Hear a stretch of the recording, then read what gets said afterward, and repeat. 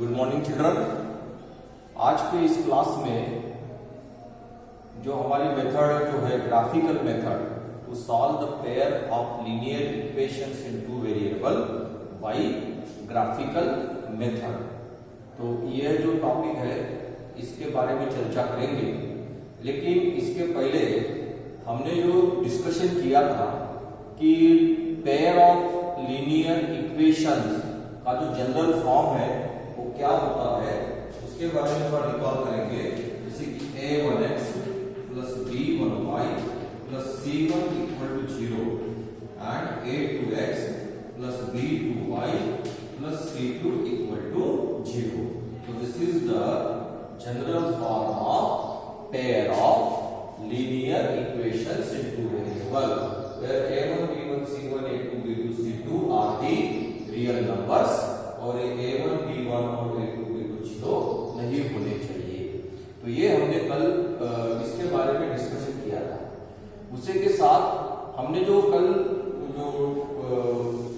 Last period में जो discussion किया था उसमें डायरेक्ट एप्लीकेशन से हमने स्टार्ट किया था कि अखिला जो है एक फेयर में, उसके विलेज में जो एक फेयर है, जत्रा है या मेला है, उसमें जाती है और वो जो है जो जॉइंट व्हील है, बड़ा वाला व्हील, उस पर राइड करना चाहती है और हुपला खेलना, उसमें हुपला जो है खेलना चाहती है।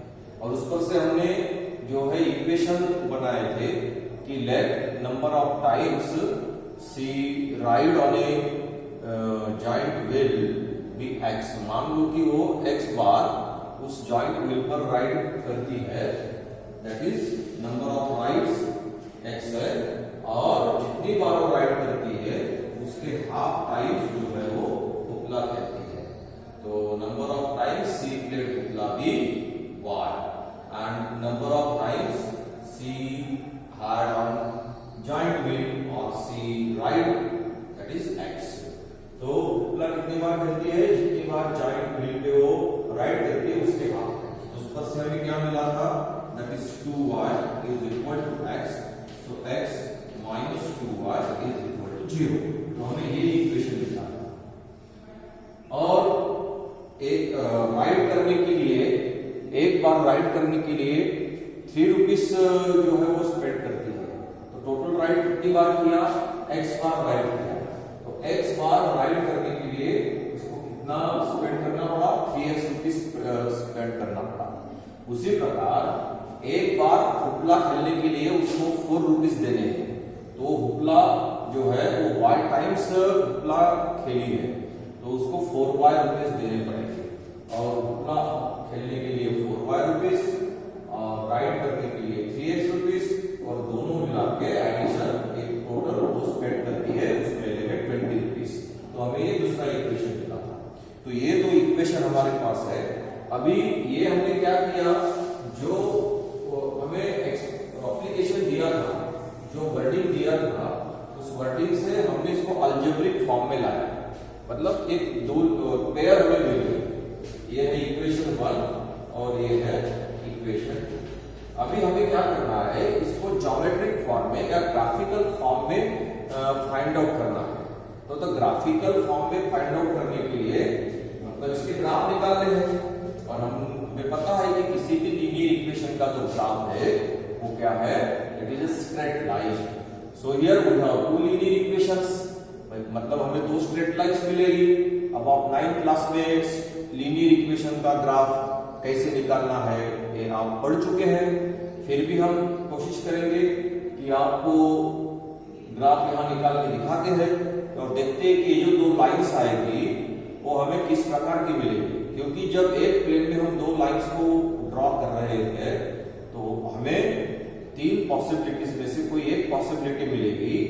या तो वो दो लाइन इंटरसेक्ट होगी, या फिर वो पैरेलल जाएगी, या फिर वो कोइंसाइड होगी। तो अब हम लाइंस निकालने के लिए हमें किसकी जरूरत है? पॉइंट्स की जरूरत है। तो पहले तो हम इस पॉइंट्स को निकालेंगे और फिर पॉइंट्स को ग्राफ में कैसे प्लॉट करना है वो भी एक बार देख लेंगे। तो पॉइंट्स हमें कितने निकालने चाहिए? अब आप जानते हैं भी किसी भी लाइन को डिटरमाइन करने के लिए हमें कितनी पॉइंट्स की जरूरत होती है?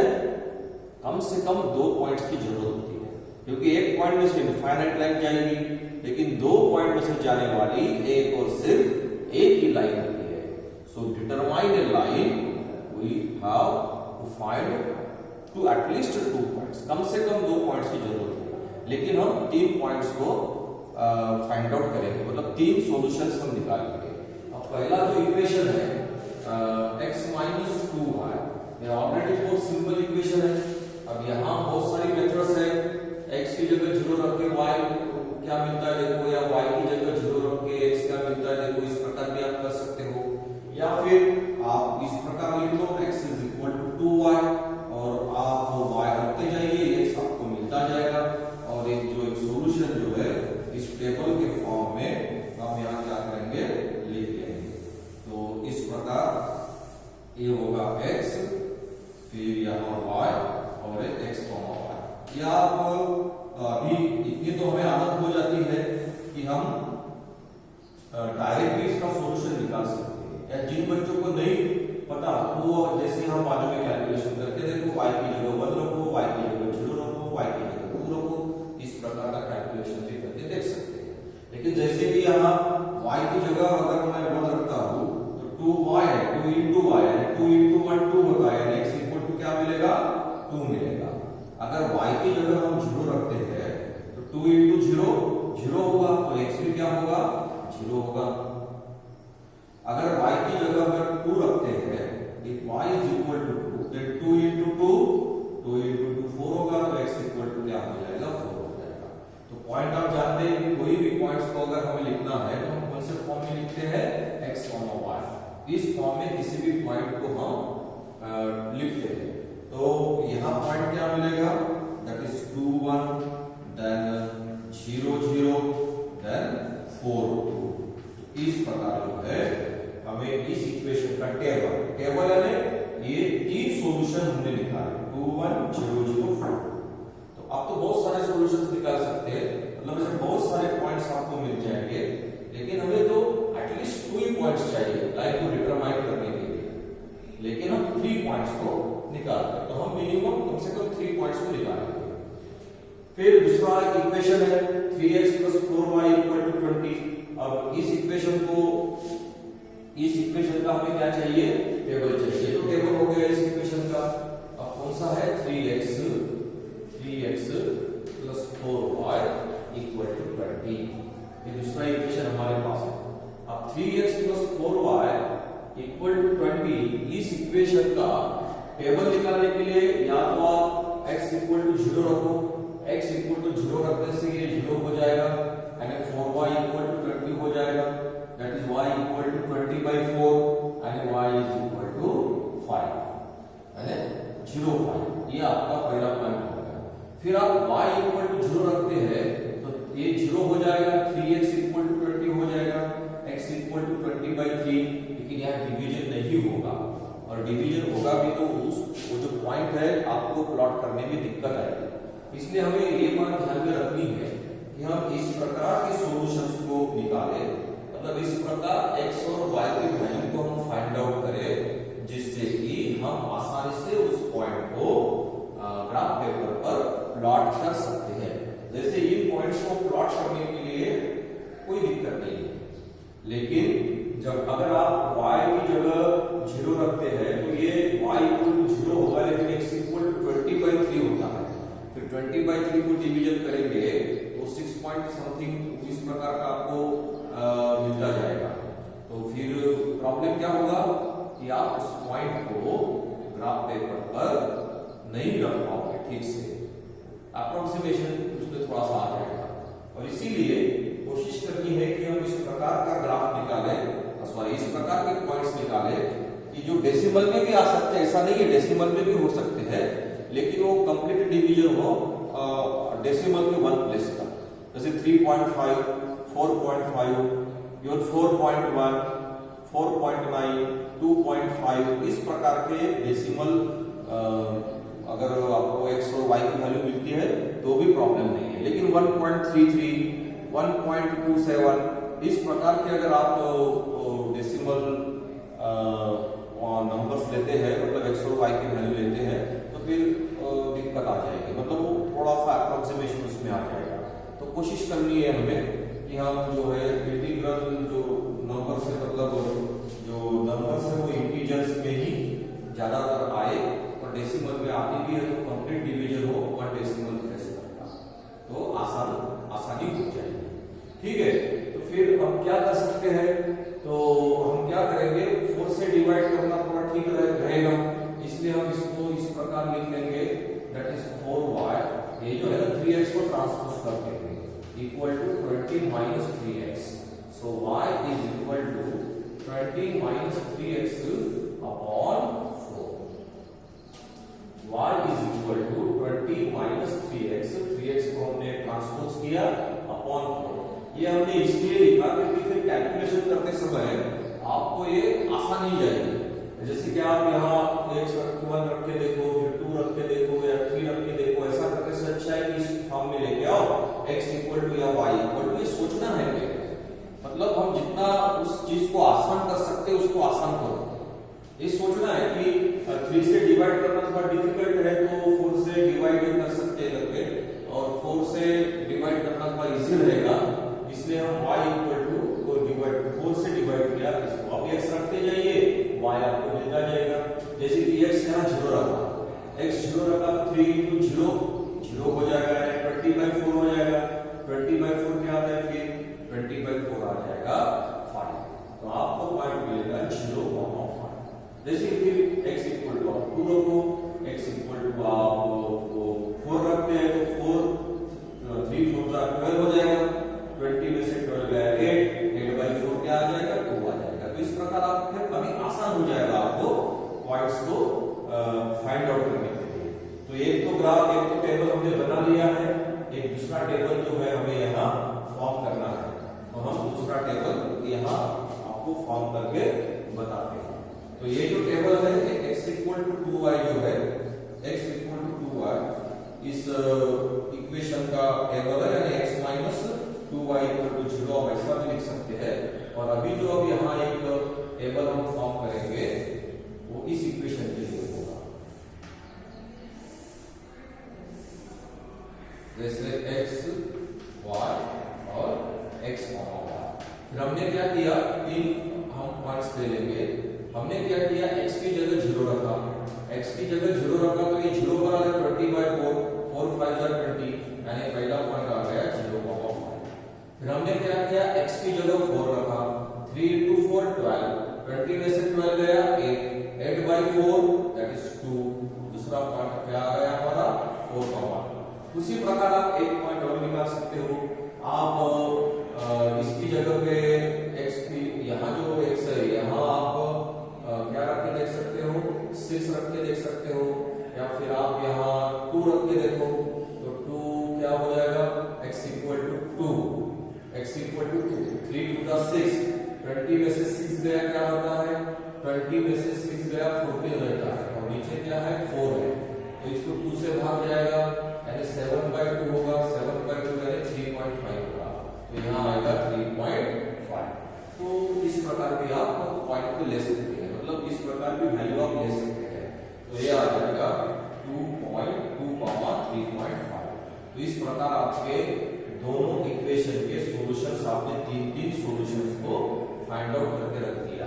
अब एक साथ सभी पॉइंट को प्लॉट करेंगे क्या हम लोग, नहीं, एक साथ सभी पॉइंट को प्लॉट करेंगे तो पता ही नहीं चलेगा ग्राफ पेपर पे। अब ग्राफ पेपर भी जो हमारा होता है, आप इस प्रकार जो हॉरिजॉन्टल लाइन है, हम इसको कहेंगे कि एक्स एक्सिस एक्चुअली अभी हमारी नंबर लाइन बन जाएगी, और ये हमारा जो वर्टिकल लाइन है ये क्या है, वाई एक्सिस। और इस ग्राफ पेपर पर एक पॉजिटिव डायरेक्शन है, फिर एक्स एक्सिस की, और ये left hand side negative direction है। ये अबव एक्स एक्सिस जो है ये पॉजिटिव डायरेक्शन है वाई एक्सिस की, और बिलो एक्स एक्सिस जो है वो नेगेटिव डायरेक्शन है वाई एक्सिस की। तो इस प्रकार पॉइंट इक्वल डिस्टेंस पे जो है हमने यहाँ नंबर्स को जो है इंटीजर्स को यहाँ लिखा है। अभी पॉइंट्स को प्लॉट करना है, तो कोई भी एक पहला इक्वेशन है, पहले टेबल के पॉइंट्स को प्लॉट कर लेंगे। तो 2 1 यानी एक्स एक्सिस पर 2, वाई एक्सिस पर 1, 2 1 यानी ये पॉइंट हो गया। इस प्रकार इसको दिखा के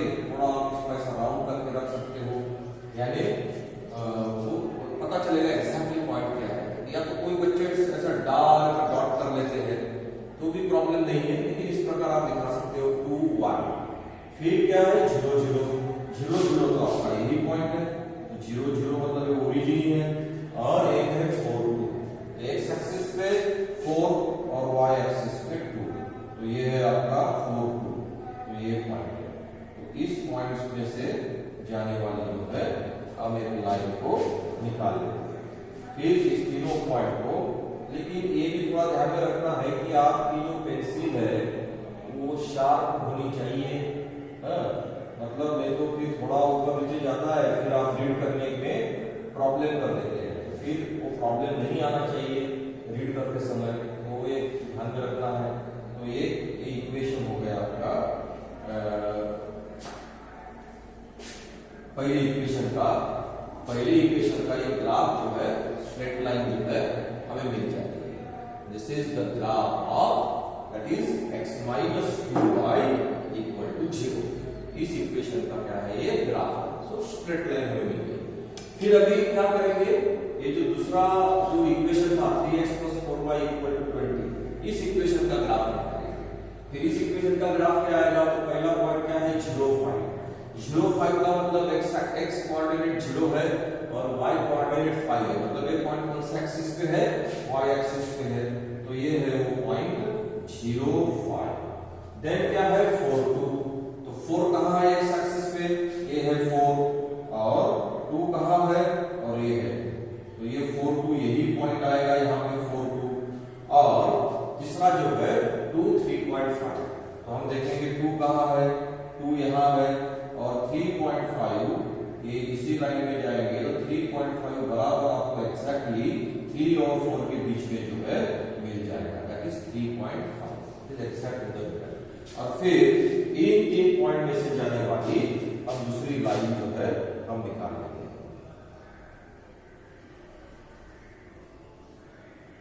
ये हमने दूसरी लाइन में निकाला,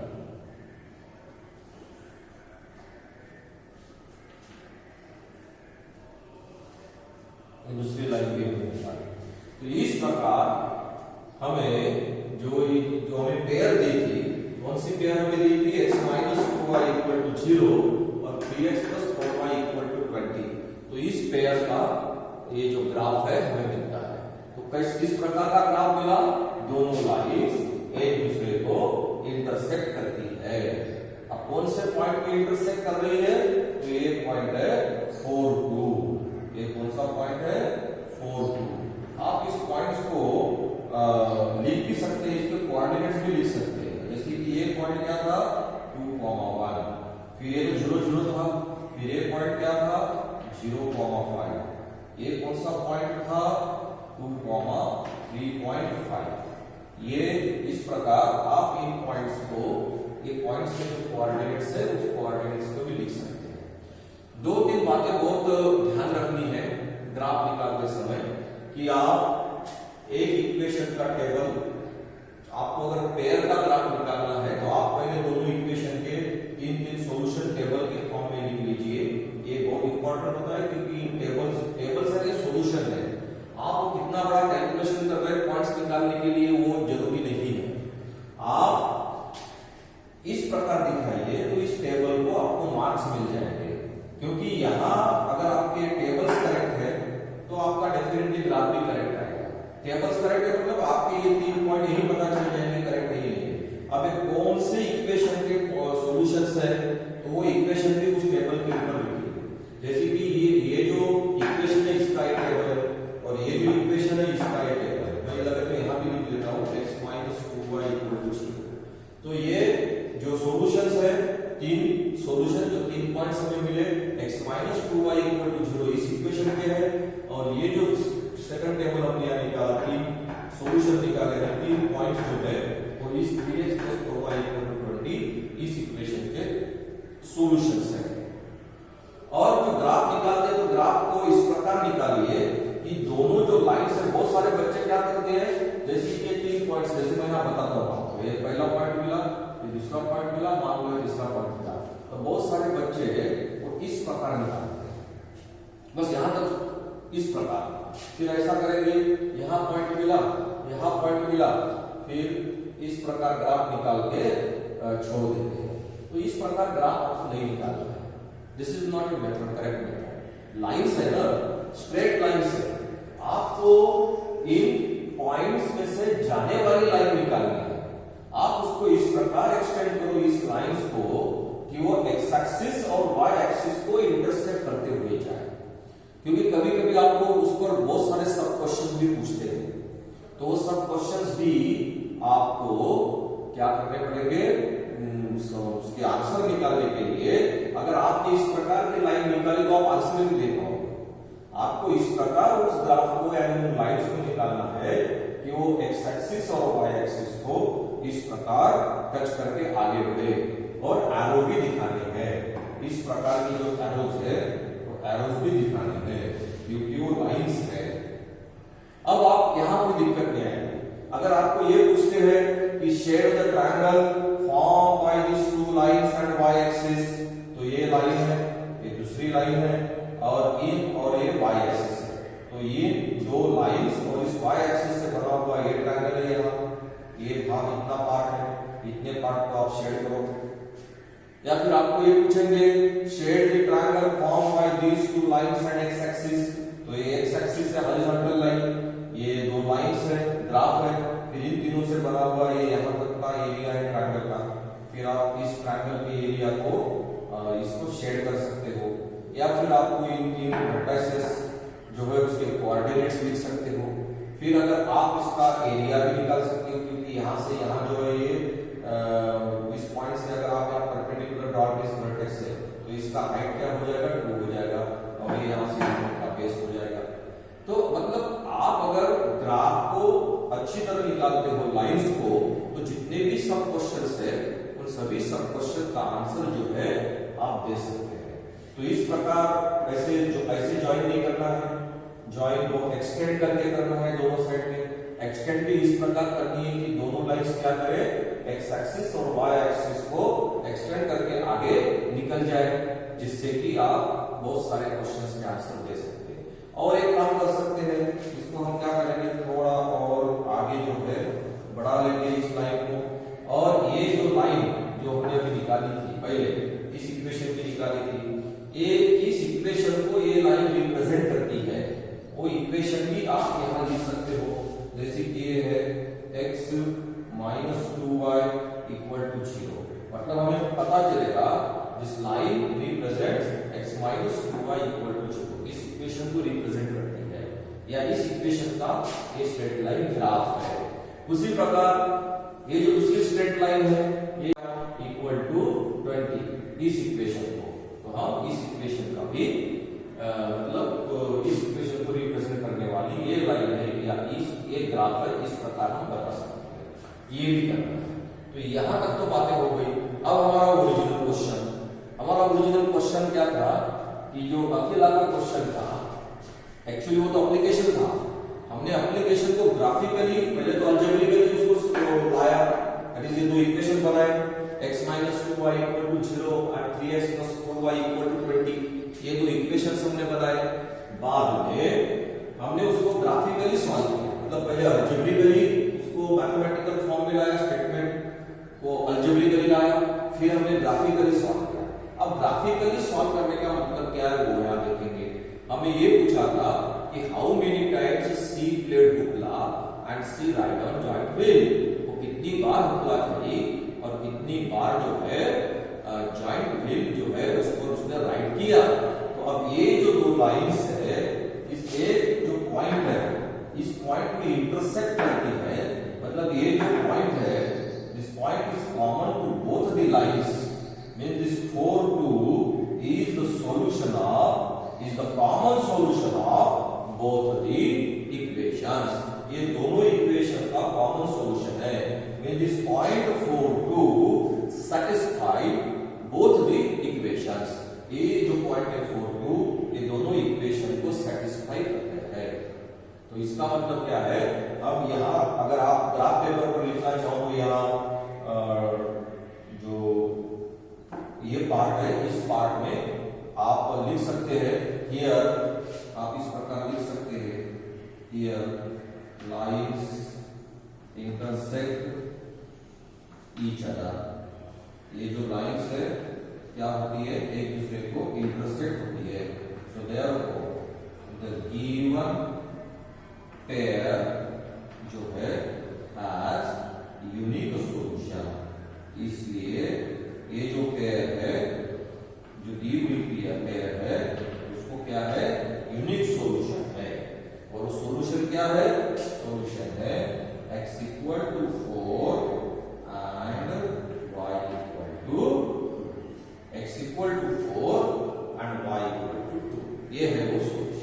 आप यहाँ इस प्रकार नीचे लिख सकते हैं, या आपको ग्राफ पेपर पर नहीं लिखना है तो जहां आपने ये क्वेश्चन सॉल्व किया है उसके नीचे लिखिए।